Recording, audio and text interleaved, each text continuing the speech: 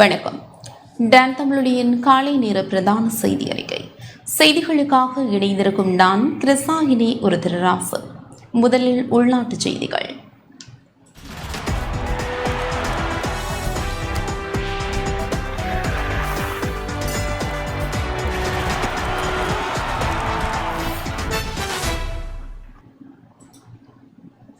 Iran ஜனாதிபதி Ebrahim Raisi இன்று நாட்டிற்கு வருகின்றார்.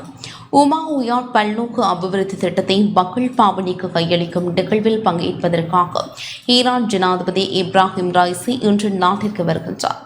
ஜனாதிபதி ரணில் விக்ரமசிங்கவின் விசேட அழைப்பின் பேரில் அவர் ஒருநாள் பயணமாக இலங்கை வருகின்றார். கடந்த 2008 ஏப்ரல் ஈரானில் அப்போதைய ஜனாதிபதி மஹ்மூத் அகமது நேஜாத் இலங்கை வந்த பின்னர் ஈரான் ஜனாதிபதி ஒருவர் இலங்கை வருவது இதுவே முதல் சந்தர்ப்பமாகும். மகாவலி திட்டத்தின் பின்னர் நாட்டின் மிகப்பெரிய நீர்ப்பாசன திட்டமான உமாவுயா பல்நோக்கு அபிவிருத்தி திட்டம் ஈரானின் நிதியுதவியில் அமைக்கப்பட்டதாகும். இந்த திட்டத்தை இன்று ஈரான் ஜனாதிபதியுடன் இணைந்து ஜனாதிபதி ரணில் விக்ரமசிங்க திறந்து வைப்பார். இதேவேளை ஈரானுக்கும் இலங்கைக்கும் இடையிலான இருதரப்பு உறவுகளை மேலும் பலப்படுத்துவதற்கான 5 புரிந்துணர்வு ஒப்பந்தங்களும் கைச்சாத்திடப்பட உள்ளன.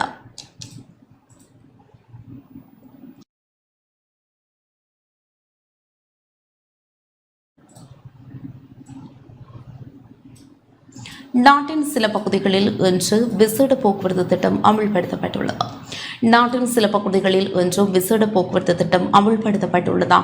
போலீசார் தெரிவித்தனர். உத்தியோகபூர்வ விஜயம் ஒன்றை மேற்கொண்டு ஈரான் ஜனாதிபதி இன்றைய தினம் இலங்கைக்கு வருகை தரும் நிலையிலேயே இந்த வீதிகள் மூடப்பட உள்ளதாக போலீசார் குறிப்பிட்டனர். அந்த வகையில் கொழும்பு உள்ளிட்ட சில பகுதிகளில் உள்ள வீதிகள் மூடப்பட உள்ளன.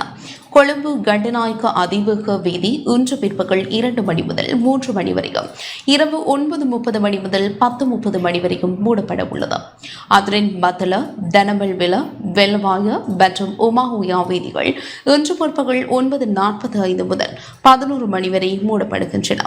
மேலும் கொழும்பு நகரின் சில வீதிகளும் இன்று மூடப்பட உள்ளதாக போலீசார் தெரிவித்துள்ளனர்.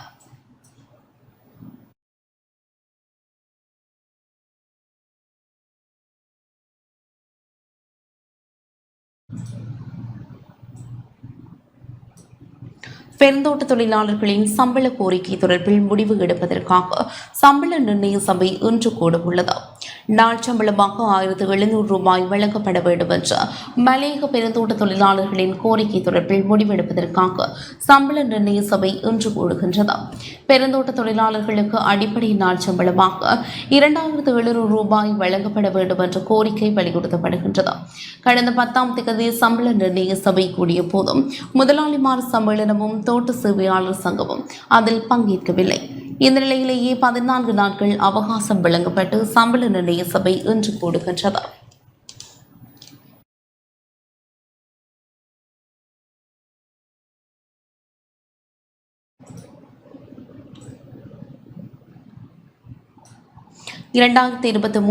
ஆண்டு இலங்கையில் மனித உரிமைகள் பேணப்பட்டமை தொடர்பான அறிக்கை வெளியிடப்பட்டுள்ளது. 2023 ஆண்டு இலங்கையில் மனித உரிமைகள் பேணப்பட்டமை தொடர்பான அறிக்கையை இலங்கையில் உள்ள அமெரிக்க தூதரகம் வெளியிட்டுள்ளது. பயங்கரவாத தடை சட்டம் தொடர்பில் இடம்பெற்ற கைது நடவடிக்கைகள் மற்றும் அது தொடர்பான முறைப்பாடுகள் உள்ளிட்ட விடயங்களை சுட்டிக்காட்டி அமெரிக்க தூதரகம் இந்த அறிக்கையை விடுத்துள்ளது. இதன்போது கடந்த ஆண்டு இடம்பெற்ற மனித உரிமை மீறல் சம்பவங்களுடன் தொடர்புடைய அரசு அதிகாரிகளை கண்டறிந்து அவர்களுக்கு எதிராக சட்ட நடவடிக்கை எடுப்பதில் இலங்கை அரசாங்கம் குறைந்தபட்ச நடவடிக்கை எடுத்துள்ளதாக அந்த அறிக்கையில் சுட்டிக்காட்டப்பட்டுள்ளது. அத்துடன் கடந்த ஆண்டு பயங்கரவாத தடை சட்டத்தின் கீழ் கைது செய்யப்பட்ட பலர் விடுவிக்கப்பட்டனர்.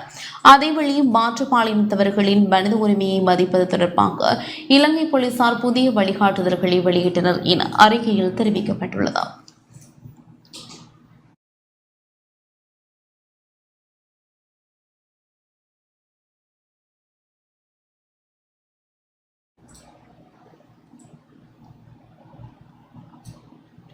கடந்த 2017 ஜூலை 22ஆம் தேதி நடத்தப்பட்ட துப்பாக்கிச் சூட்டு சம்பவம் தொடர்பில் சாட்சியம் அளிக்குமாறு யாழ் மேல் நீதிமன்ற நீதிபதி இளஞ்செழியனுக்கு அழைப்பு விடுத்துள்ளது.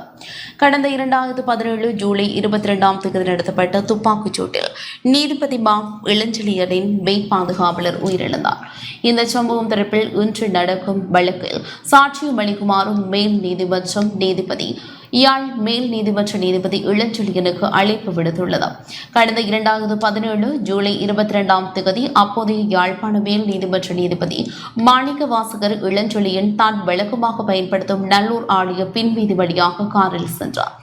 இதன்போது மோட்டார் சைக்கிளும் காரிலும் பாதுகாப்பு கடமையில் ஈடுபட்டிருந்த போலீசார் மீது துப்பாக்கிச் சூடு நடத்தப்பட்டது. இந்த சம்பவத்தில் மேல் நீதிமன்ற நீதிபதி மா இளஞ்செழியன் உயிர் தப்பினார். எனினும் வயிற்றில் படுகாயமடைந்த போலீஸ் சார்ஜென்ட் தர உத்தியோகத்தர்களான கேமச்சந்திர என்பவர் உயிரிழந்தார். சம்பவத்தை அடுத்து இருவர் கைது செய்யப்பட்டனர். இவர்களுக்கு எதிராக சுருக்க முறையற்ற விசாரணை யாழ்ப்பாண நீதிவான் நீதிமன்றத்தில் நிறைவடைந்த நிலையில் சட்டமா அதிபரால் குற்றம் சாட்டப்பட்ட இருவருக்கும் எதிராக யாழ்ப்பாண மேல் நீதிமன்றத்தில் குற்றப்பத்திரிகை தாக்கல் செய்யப்பட்டுள்ளது. இதன் மீதான விசாரணையை இன்றைய தினம் நடைபெறவுள்ளது.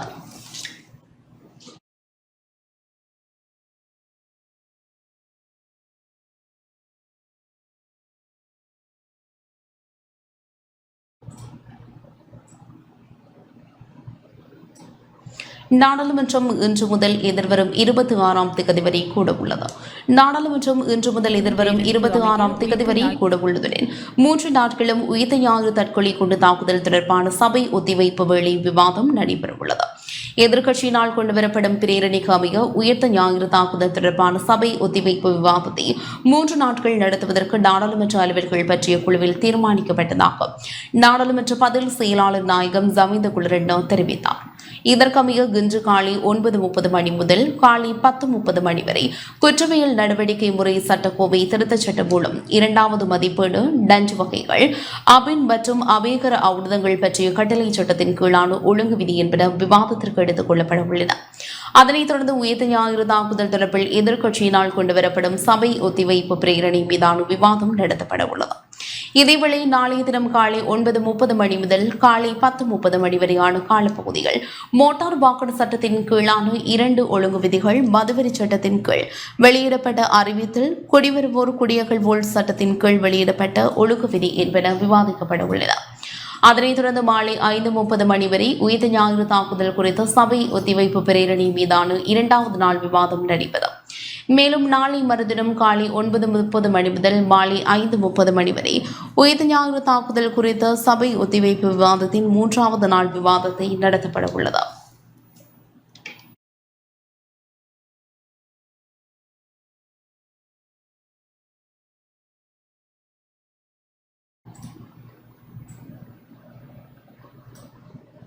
நமது கட்சியிலிருந்து இம்மாற்றத்தை ஆரம்பிக்க தயாராக இருப்பதாக பொதுஜன பெரமுனவின் தேசிய அமைப்பாளர் நாமல் ராஜபக்ச தெரிவித்துள்ளார். அறக்கலவியின் கோஷமாக மாறிய அமைப்பில் மாற்றத்தை ஏற்படுத்துதலில் தமது கட்சியிலிருந்து ஆரம்பிக்க தயாராக இருப்பதாக ஸ்ரீலங்கா பொதுஜன பெரமுனவின் தேசிய அமைப்பாளரும் நாடாளுமன்ற உறுப்பினருமான நாமல் ராஜபக்ஷ தெரிவித்துள்ளார். அறக்கலைய காலத்தில் எரியூட்டப்பட்ட பொதுஜன பெரமுனவின் குருநாகல் மாவட்ட பணிமனையை புனரமைப்பு திறந்து வைப்பதை அவர் இவ்வாறு குறிப்பிட்டார். எமது கட்சியிலிருந்து மாற்றத்தை ஆரம்பிக்க தயாராக இருக்கின்றோம். என் தாத்தாவின் சிலை உடைக்கப்பட்டது. நாங்கள் குடியிருந்த வீடுகள் தீக்கிரையாக்கப்பட்டன. இந்த பிள்ளைகளை வெறுப்பதில் பயனில்லை. அவர்கள் ஒரு குறிப்பிட்ட குழுவால் தூண்டப்பட்டனர்.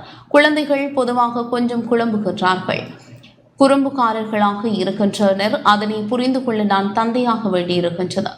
உலகத்தை திறந்த மனதுடன் பார்க்க வேண்டும் என நாமல் ராஜபக்ச தெரிவித்துள்ளார்.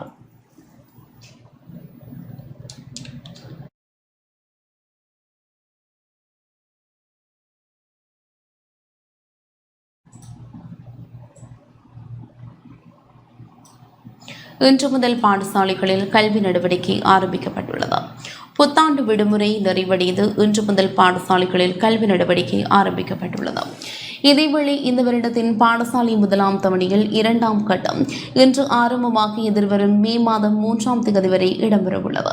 1ஆம் தவணையின் 3ஆம் கட்டம் மே மாதம் 20ஆம் தேதி தொடக்கம் 31ஆம் தேதி வரை இடம்பெறவுள்ளது.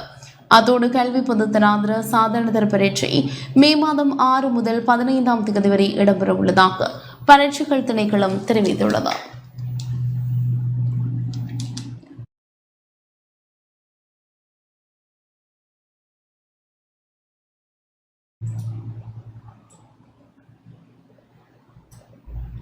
யாழ்ப்பாணம் வடமராட்சி கிழக்கு பொற்பதி கிராமத்தில் பரீட்சைகளில் சிறந்த பெறுபேறுகளை பெற்ற மாணவர்கள் கௌரவிக்கப்பட்டனர்.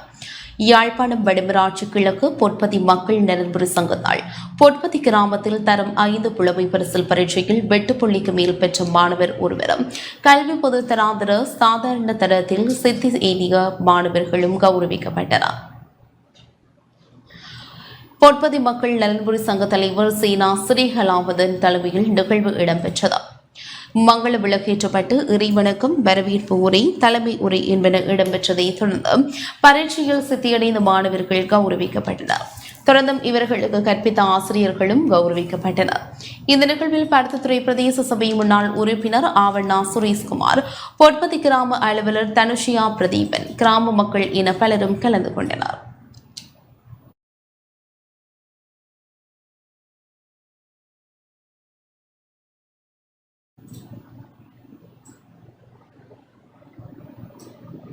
கிளிநொச்சி பூனகரை பிரதேச புத்தாண்டு விளையாட்டு விழா இடம்பெற்றது. கிளிநொச்சி மாவட்ட பூனகரை பிரதேச புத்தாண்டு விளையாட்டு விழா சிறப்பாக இடம்பெற்றது. சமுத்தி அபிவிருத்தி திணைக்களத்தின் ஏற்பாட்டில் பூனகரை பிரதேச செயலக சமுத்தி வங்கி பிரிவால் விளையாட்டு விழா நடத்தப்பட்டது. முழங்காவில் கிராம சேவகர் அலுவலக வளாகத்தில் இடம்பெற்ற விழாவில் முட்டி உடைத்தல், பலூன் உடைத்தல், கயிறிழுத்தல் உள்ளிட்ட பாரம்பரிய விளையாட்டுகள் இடம்பெற்றன.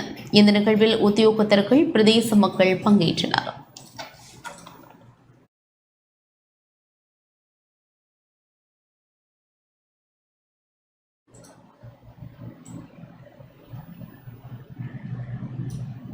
அனுருகுமார திசநாயக்க சஜித் பிரேமதாசவுடன் பகிரங்க விவாதம் நடத்த தயாரென தேசிய மக்கள் சக்தியின் நிறைவேற்றுக்குழு உறுப்பினர் நலிந்த ஜெயதிலக தெரிவித்துள்ளார்.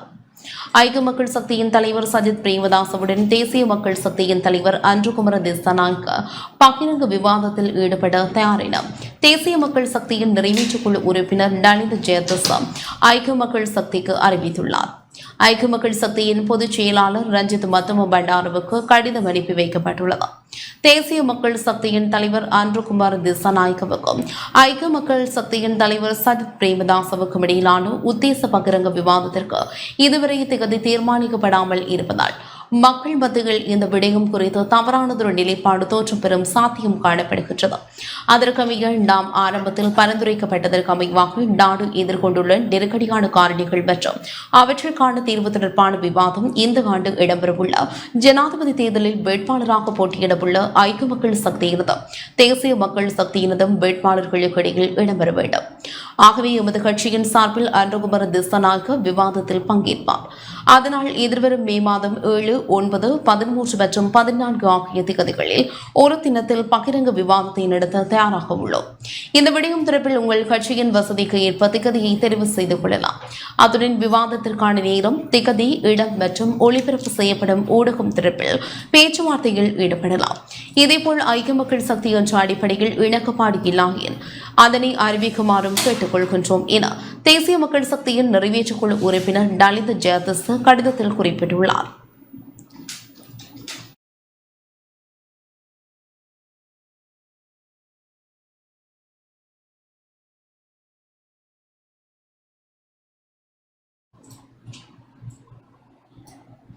யாழ்ப்பாணம் தையிட்டி சட்டவிரோத விகாரைக்கு எதிராக நேற்றும் போராட்டம் நடத்தப்பட்டுள்ளது. யாழ்ப்பாணம் தையிட்டியில் தமிழ் மக்களின் காணியில் சட்டவிரோதமாக அமைக்கப்பட்டுள்ள தேச விகாரைக்கு எதிராக நேற்றும் போராட்டம் நடத்தப்பட்டது. நேற்று முன்தினம் ஆரம்பிக்கப்பட்ட இந்த போராட்டம் நேற்று நிறைவுக்கு வந்தது. சட்டவிரோத விகாரை அகற்றுமாறு கோரி தமிழ் தேசிய மக்கள் முன்னணியினர் மக்களுடன் இணைந்து தொடர்ச்சியாக ஒவ்வொரு பௌர்ணமி தினத்திலும் போராட்டத்தை முன்னெடுத்து வருகின்றனர். அந்த வகையில் நேற்று பௌர்ணமி வழிபாட்டு விகாரையில் இடம்பெற்ற நிலையில் அதற்கான எதிர்ப்பை வெளிப்படுத்தி இந்த போராட்டம் முன்னெடுக்கப்பட்டது. இதில் தமிழ் தேசிய மக்கள் முன்னணி உறுப்பினர்கள், கட்சி ஆதரவாளர்கள், பொதுமக்கள் பங்கேற்றனர். போராட்டத்திற்கு எதிராக மல்லாகம் நீதவான் நீதிமன்றத்தின் மூலம் தடையுத்தரவு பெற போலீசார் முயற்சித்த போதும் அது பதிலளிக்கவில்லை என போராட்டத்தில் ஈடுபட்ட மக்கள் குறிப்பிட்டனர்.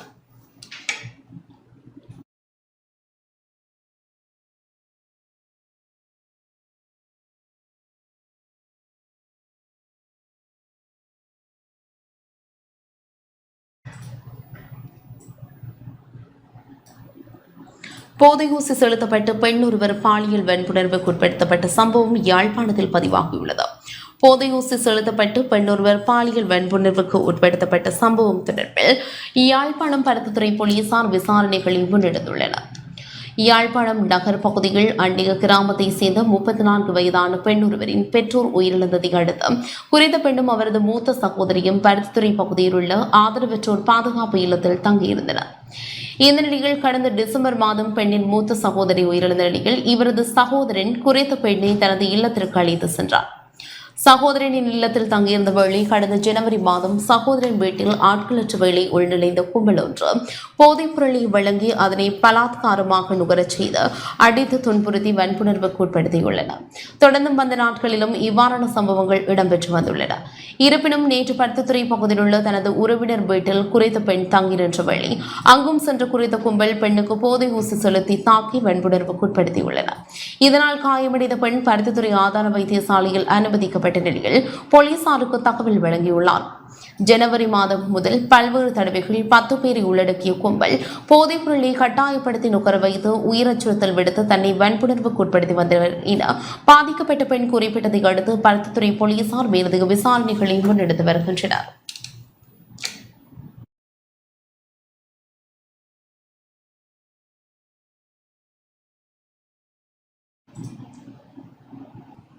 இத்துடன் இந்த செய்தி அறிக்கை நிறைவு பெற்றது. தொடர்ந்தும் எமது நிகழ்ச்சிகளோடு இணைந்திருங்கள். வணக்கம்.